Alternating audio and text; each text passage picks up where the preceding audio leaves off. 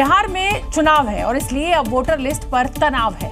चुनाव आयोग का फरमान इंडिया गठबंधन मानने को तैयार नहीं है। ऐसे में आरजेडी, कांग्रेस, लेफ्ट और वीआईपी समेत गठबंधन की तमाम पार्टियों ने बिहार बंद का ऐलान कर दिया है और इसकी तस्वीर शहर शहर से आई है। कहीं आगजनी हुई है, कहीं ट्रेन को रोका गया है तो कहीं हाईवे बंद कर दिया गया है। बिहार में कुल 17 रेलवे स्टेशन पर ट्रेन रोकी गई और इसी बहाने विपक्षी पार्टियां अपनी शक्ति प्रदर्शन भी करती नजर आई। ये विरोध, ये हंगामा, ये बवाल चुनाव आयोग के उस फरमान पर है जिसमें वोटर को अपनी पहचान बतानी है। मकसद है कोई गैर भारतीय वोटर लिस्ट में न रहे, लेकिन इस फैसले को पहले कोर्ट में तो अब सड़कों पर चुनौती दी जा रही है। विपक्ष की तमाम पार्टियां सड़कों पर उतर चुकी हैं, कार्यकर्ता चक्का जाम कर चुके हैं और बिहार में शहर शहर कोहराम मचा है। ट्रेन की रफ्तार थम चुकी है, नेशनल हाईवे जाम हो चुका है, लोग सफर में हैं, लेकिन रास्ते में फंस चुके हैं। इसकी परवाह किसी को नहीं। यहाँ पार्टी का झंडा लिए इन कार्यकर्ता सड़कों पर संग्राम मचा चुके हैं। राष्ट्रीय जनता दल, पूरा इंडिया गठबंधन आज पूरे देश भर में पूरा चक्का जाम किए हुए हैं, क्योंकि आम नागरिक का नागरिकता का सवाल है। दरअसल चुनाव आयोग का कहना है हर भारतीय नागरिक वोटर लिस्ट में हो और गैर भारतीय मतदाता सूची में शामिल ना हो। इसके लिए 1987 से पहले की आईडी जरूरी है। इसके अलावा जन्म प्रमाण पत्र, शैक्षणिक प्रमाण पत्र और स्थायी निवास प्रमाण पत्र भी जरूरी है। साथ ही जाति प्रमाण पत्र और पारिवारिक रजिस्टर पत्र को भी इसमें शामिल किया गया है। लेकिन इंडिया गठबंधन के नेता इसी पहचान को लेकर चक्का जाम कर चुके हैं, क्योंकि वक्त कम है, काम ज्यादा, इससे वोट बैंक खिसकने का भी डर है। इधर बिहार बंद के दौरान सब कुछ ठप पड़ा हुआ नजर आया, लेकिन सियासत यहां पर चालू रही। राहुल गांधी इस शक्ति प्रदर्शन में शामिल होने के लिए पटना पहुंच गए और तेजस्वी यादव के साथ रोड शो करते नजर आए।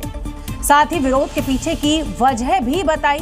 राहुल गांधी ने साफ साफ कहा कि आखिर आधार कार्ड को अमान्य क्यों किया गया, राशन कार्ड की मान्यता रद्द क्यों की गई, मतदाता सूची में नाम के लिए इतनी शर्तें क्यों रखी गई। और इन्हीं सवालों के साथ बिहार की सड़कों पर दो लड़कों की जोड़ी को खूब समर्थन भी मिला, जो चुनावी मौसम में नीतीश कुमार के लिए अच्छी तस्वीर तो नहीं थी कम से कम। क्योंकि दो लड़कों की जोड़ी उत्तर प्रदेश में लोकसभा चुनाव के वक्त कमाल कर चुकी है। अब वही कॉम्बिनेशन बिहार में भी बन रहा है।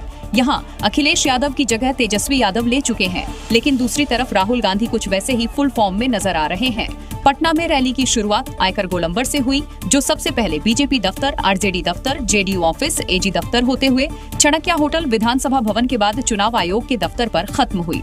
इस रोड शो के ठीक बाद राहुल गांधी और तेजस्वी यादव ने साझा प्रेस कॉन्फ्रेंस भी की, जिसमें चुनाव आयोग के साथ ही सरकार को भी निशाने पर लिया।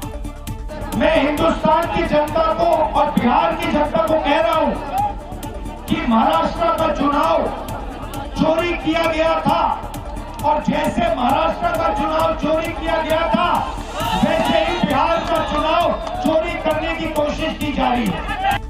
हालांकि बीजेपी के नेता राहुल गांधी के मिशन बिहार को पिकनिक बता रहे हैं। अरे वो पिकनिक बनाने आए थे, बिहार की समस्या से उनको कोई लेना देना नहीं, बिहार के विकास के लिए कोई योगदान नहीं। ये लोग पिकनिक मनाने वाले नेता लोग हैं। इस तरह से कांग्रेस पार्टी को महाराष्ट्र में मुक्की खानी पड़ी है, उससे भी ज्यादा दुर्गति कांग्रेस पार्टी की बिहार में होगी, क्योंकि वो जन आधार खो चुके हैं।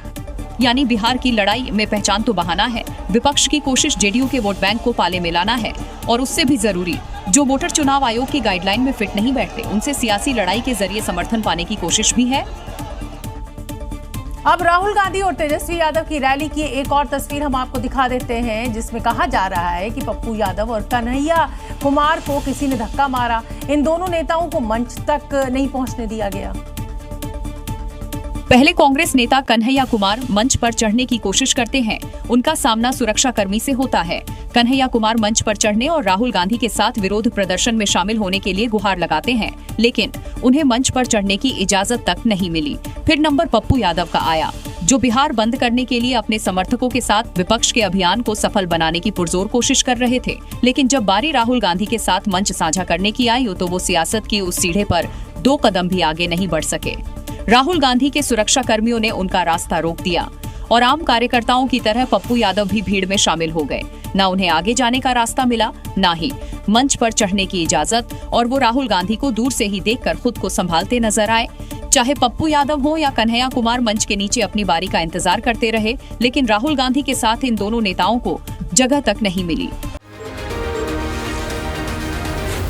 Zee News।